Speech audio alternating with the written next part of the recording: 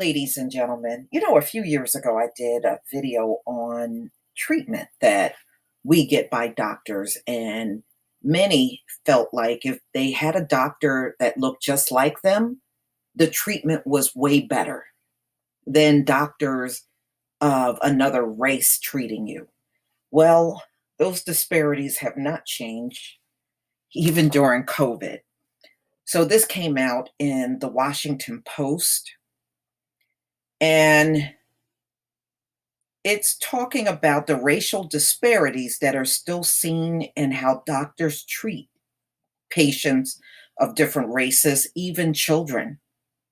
So this is July 11th, 2020. As many doctors, nurses, and other healthcare workers have joined protest against systemic racism, research has shown that racial bias in healthcare, perhaps most apparent in the assessment of treatment of pain. So, that thing they have always believed and still believe that Black people don't feel pain. Yeah. So pain has never been treated sufficiently for Black patients. Never. The strongest evidence of this comes from a clinical setting, commonly requiring surgery. So, acute appendicitis. Not only are there clear racial disparities in pain relief provided even in this acute condition, but they have found even for treatment of children. So, in other words, it can be a Black child in pain, and their pain does not get as much attention as a white child that feels pain. So, in a national study that included almost 1 million emergency room visits, Black children in severe pain from acute appendicitis had just 1/5 the odds of receiving opioid painkillers compared with white children, even after adjusting for other factors. The disparity may reflect that doctors were less likely to trust their Black patients, particularly because the study also showed no difference in the prescription of non opioid painkillers by race. Another study confirmed that racial disparities in opioid prescription are greater in conditions with fewer objective findings, such as migraines or back pain, which depends on the patient's own assessment, as opposite to, say, a bone fracture, which shows up in an x ray. But another study suggests a broader racist myth about Black people and pain may also be at play here. Of course it is, because y'all been harping on that since slavery. During slavery times, violence against enslaved Black people was justified by a supposed greater tolerance for pain. And of course, this belief is completely false, but they still choose to believe it. See, when you know something is false and you still harping on it, you now have made a choice to believe it. All right, so a study in 2016 found that a third of 222 white medical students and residents surveyed held the false belief. So they choose to believe it, ladies and gentlemen.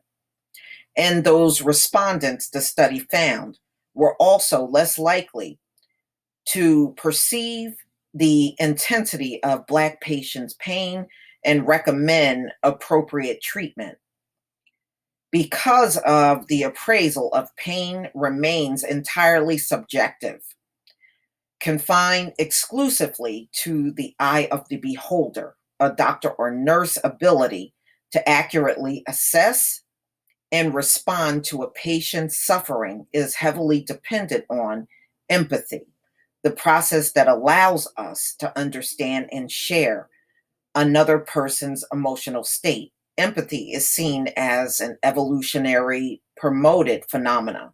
Watching someone else's wince in pain after Saying they grab a hot pan may help us not to make the same mistake. Being sensitive to others' feelings allows us to form cohesive societies. In fact, so what they're saying is, you know, put yourself in that person's position, but folks don't do that. They go strictly by race. I mean, that's the truth. There is a rich body of research showing that we feel another's pain mostly acutely when we feel they are part of the same group. That is absolutely correct. That is absolutely correct. See, that's when a nurse or doctor will really react because the person that's telling them they're in pain look just like them. So, oh, well, let me go do something right now, you know? But when that person don't look like them, they tend to not believe it, or they want to downplay what they do for you. But, it's the same old, same old. When they support the same soccer team, adhere to the same religion, and many studies shows belong to the same race. And given that only 5% of American physicians and 6% of nurses are Black, the majority of Black patients are treated by clinicians of a different race. This racial intergroup bias and empathy is ubiquitous, but researchers have performed a small, carefully planned experiment showing that it is not incircum- insurmountable. Overcoming racial intergroup bias and empathy could be central, not just to achieve equity in pain management, but throughout medical care and society at large. Well, ladies and gentlemen, being that racism starts in the home, the only way to eliminate this is to eliminate that teaching in the home. And we know that ain't going away. So, of course, these doctors and nurses and these folks that work in the medical field are going to carry those biases when they come around Black patients. And it doesn't matter if it's a child, those biases are there. So, they're talking about training the doctors and training people. You can't train that racism out of people. You just simply can't. The best thing at this stage of the game for Black people to do is find a physician. If you can find a Black doctor in your area, try to find one, try to locate one, and your treatment will be much better. But as long as we are relying on these same systems, these disparities will always be there. They have never done nothing about it, and they're not going to. They're not going to. So, ladies and gentlemen, please tell me what you think. I'm not surprised. I remember reading a lot of these stories even when I was much younger. And when I look at what the Washington Post published, it's really more of the same. The same thing we have seen historically in this country. They decided to set the entire construct of the country on race. It's going to be in every single industry.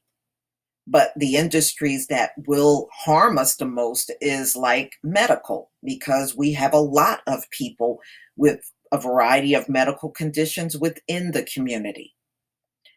But y'all, please tell me what you think. Please leave your comment and subscribe. Don't forget to hit on the notification bell, and I'll see you on the next video. Peace, family.